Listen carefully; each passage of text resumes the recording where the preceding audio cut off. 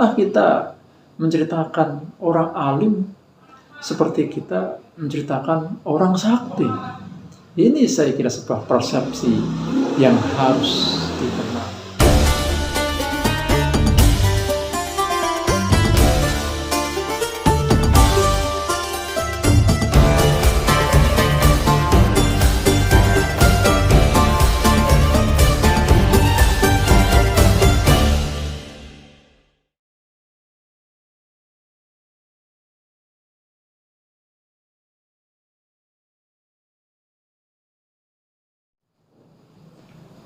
Assalamualaikum warahmatullahi wabarakatuh.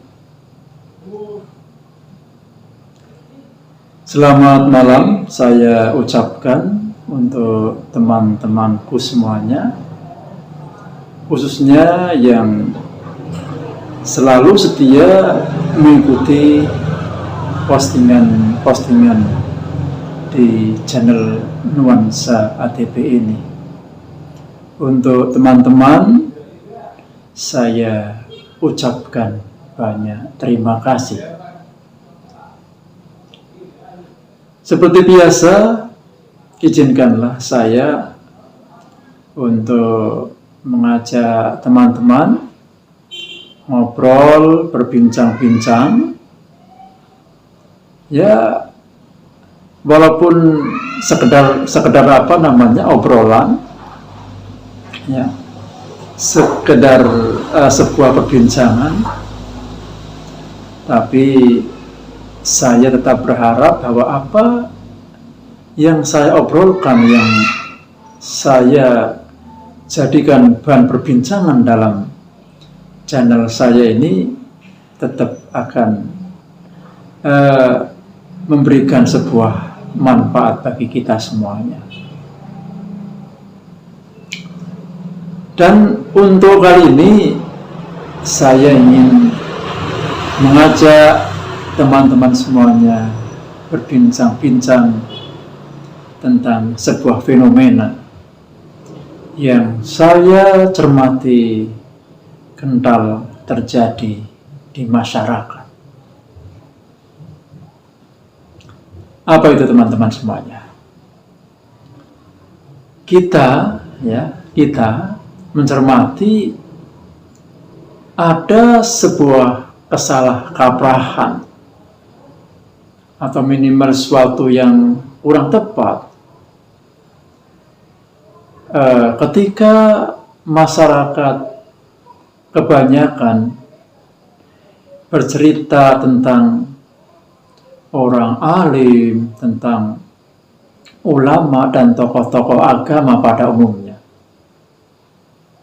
di mana yang sering diceritakan oleh kebanyakan masyarakat adalah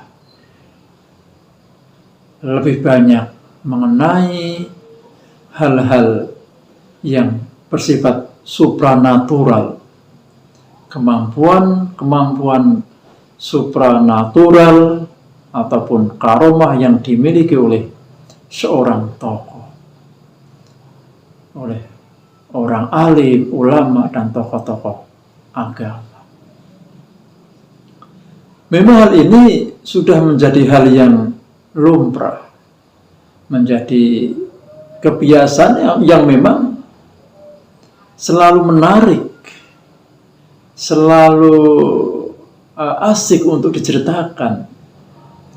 Yang mendengarkan pun juga merasa tertarik dan dengan cepat timbul kekaguman kepada orang-orang yang diceritakan, tokoh-tokoh yang diceritakan itu, yang diceritakan tentang kemampuan supranaturalnya, kemampuan karomahnya, dan yang sejenis itu. Teman-teman semuanya, kenapa ini kita katakan sesuatu yang salah kata, sesuatu yang kurang pas minimal? Karena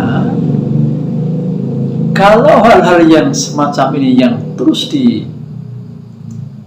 jadikan fokus pembicaraan tentang tokoh-tokoh itu, orang-orang alim itu, ulama-ulama itu, pejuang-pejuang agama itu.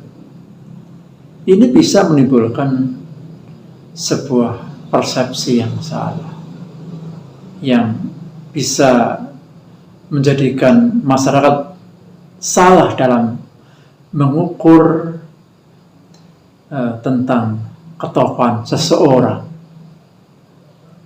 Bisa jadi ini potensinya adalah hal-hal semacam itulah yang menjadi ukuran tentang misalnya kehebatan seorang tokoh.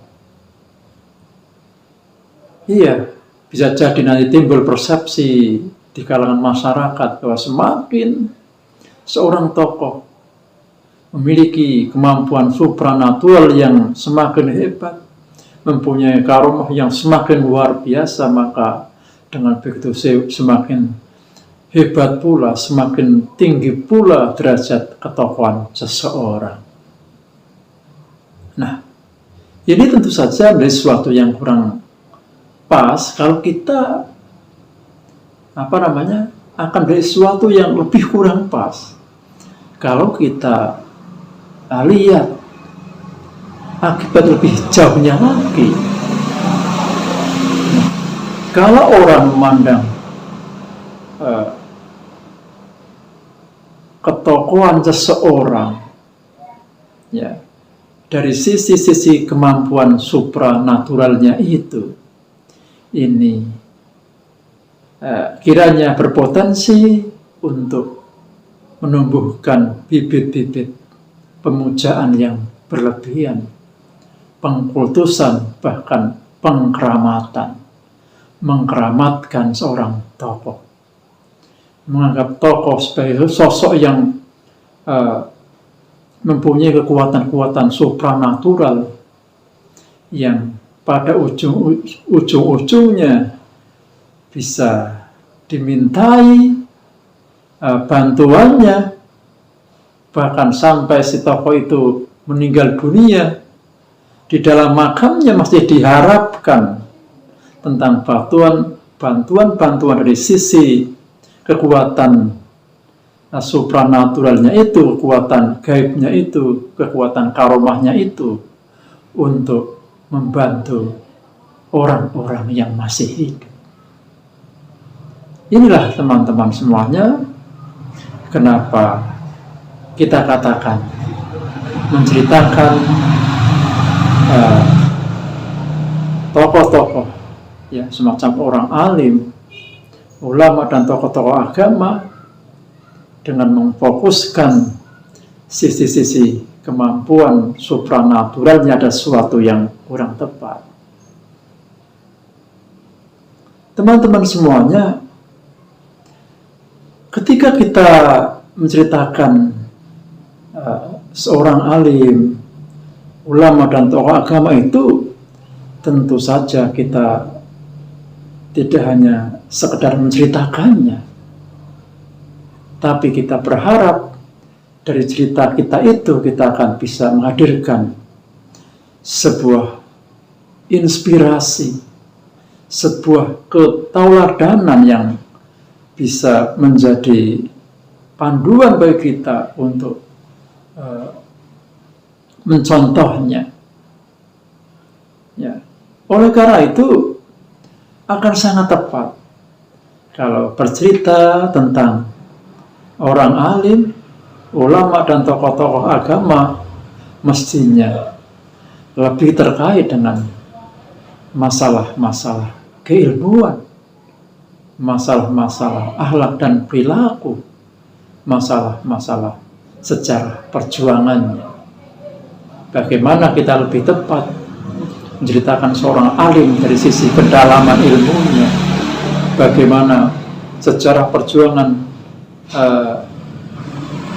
giginya beliau dalam mendapatkan ilmunya itu, kemudian juga bagaimana beliau dengan telatennya, dengan sabarnya, dengan gigihnya mengajarkan ilmu yang dimiliki kepada murid-muridnya, kepada masyarakatnya, dan juga tentang bagaimana perilaku mulianya, bagaimana ikhlas dan istiqomahnya dalam perjuangannya. Inilah mestinya yang lebih harus kita tonjolkan, harus lebih kita ceritakan,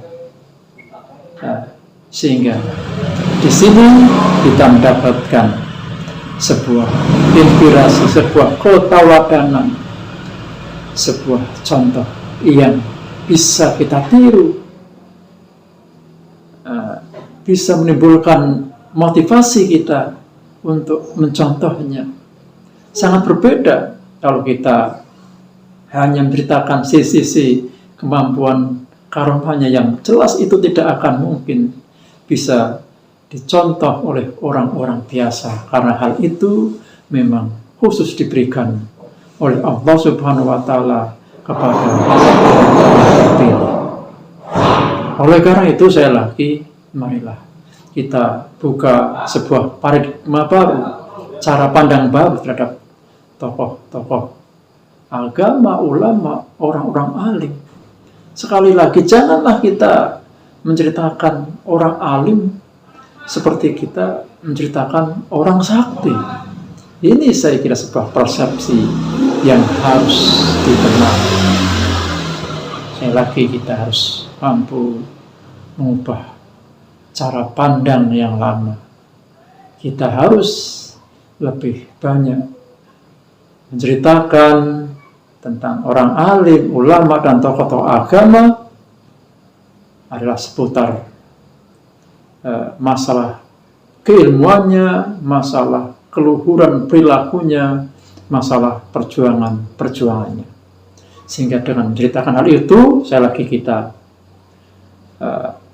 akan mendapatkan sebuah inspirasi, sebuah motivasi untuk sesuai dengan kemampuan kita masing-masing mengikuti jejak-jejak mereka, para tokoh-tokoh itu. Teman-teman semuanya, bolehlah kita mengagumi, mengidolakan, bahkan memuja-muja seorang tokoh yang menurut kita pandang memiliki sebuah keistimewaan. Tapi jelas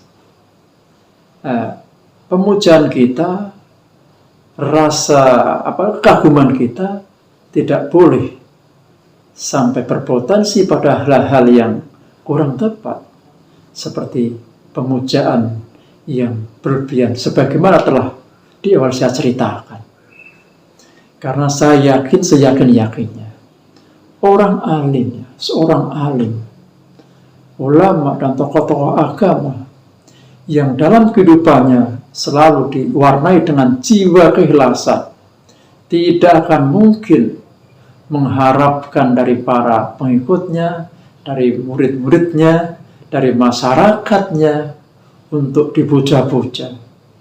Apalagi dipuja-puja, diagung-agungkan, dikeramatkan dari sisi-sisi kemampuan supranaturalnya itu.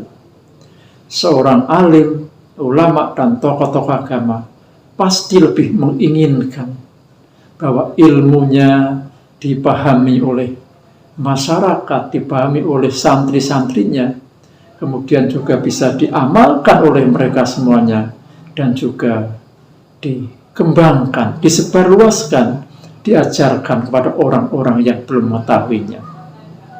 Dan yang pasti pula, tokoh-tokoh agama lebih menginginkan generasi berikutnya untuk meneruskan perjuangan-perjuangan yang telah dilakukan. Bukannya lebih suka untuk sekedar dipuja-puja, apalagi dikeramatkan. Sehingga marilah kita ambil sebuah kesimpulan, ya. Kita meyakini, kita mengajak pada teman-teman semuanya bahwa janganlah kita mengkeramatkan orang yang alim. Janganlah kita mengkeramatkan seorang ulama. Janganlah kita mengkeramatkan tokoh-tokoh agama. Tapi marilah kita muliakan mereka semuanya. Dengan cara apa?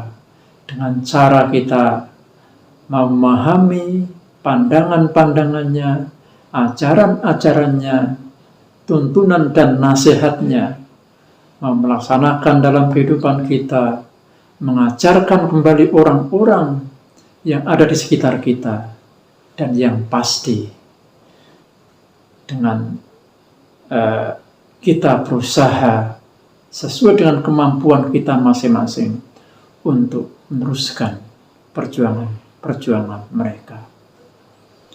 Demikian teman-teman semuanya obrolan saya kali ini.